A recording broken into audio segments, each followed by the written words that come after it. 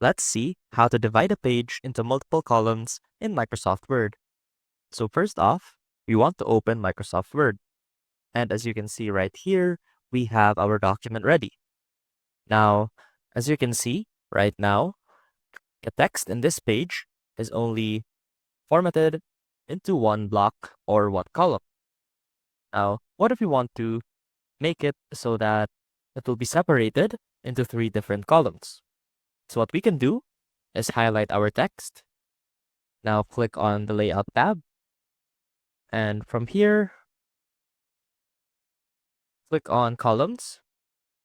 And you'll have the choices to either choose 2, 3, or more columns. So let's go ahead and choose 2.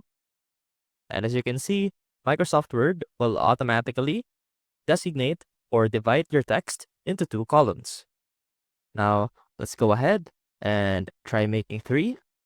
And there you go. You can even set it so that in one page, you'll have different columns, such as, for example, for this one, you want it to stay as is. And for this one, you want it to be 2 columns. And there you go. And that is how you divide your text or your page into multiple columns in Microsoft Word. I hope this helped, and I will see you soon.